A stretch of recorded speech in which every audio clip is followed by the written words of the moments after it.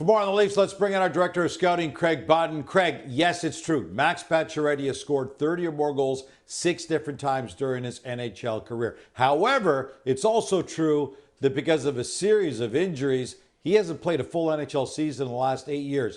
He turns 36 a month into the upcoming NHL regular season. What could Leaf fans realistically expect from Max Pacioretty now?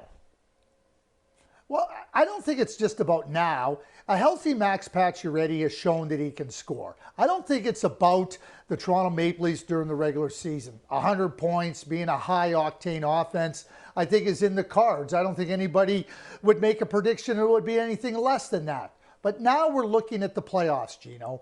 And the playoffs are where the Toronto Maple Leafs have found it a little bit more difficult to score. And certainly where you need goals in important games, that has been an area where the Toronto Maple Leafs have fallen short.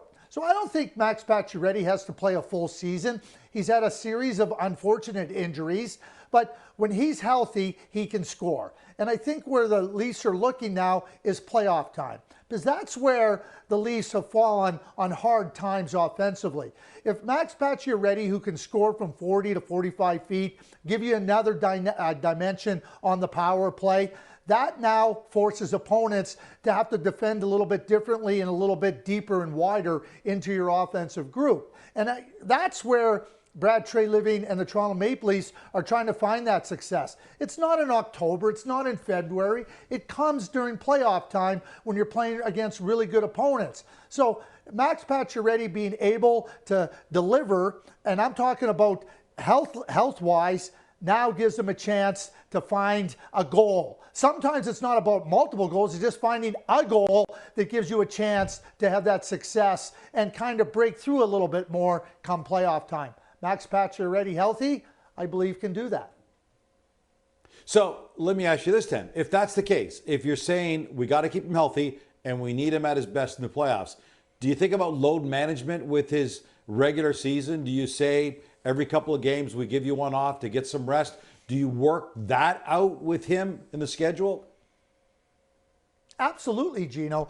You know, I hate the term load management. I think what you're trying to do is ensure that the player can stay optimally healthy.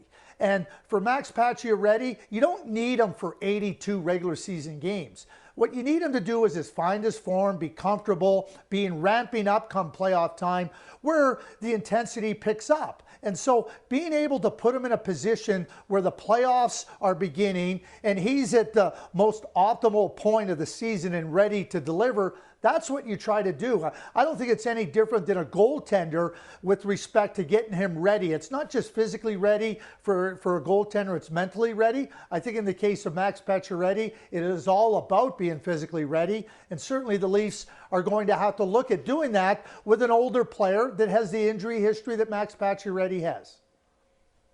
All right, single most important question surrounding Max Pacioretty. He wears number 67. We all know what that number means in Toronto when they haven't won the Cup since 1967. If you're running the organization, do you go to Patches? Hey, Patches, you might want to consider changing your number. Or do you say, go for it? Maybe it breaks the jinx.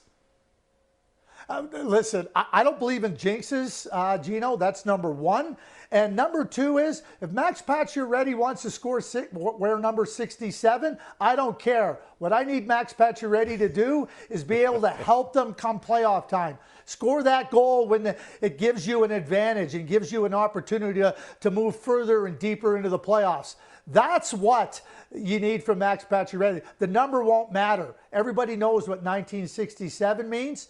Maybe Max Pacioretty wearing 67 helps them break the Stanley Cup drought. Wouldn't that be something? He's our TSN Director of Scouting, Craig Button.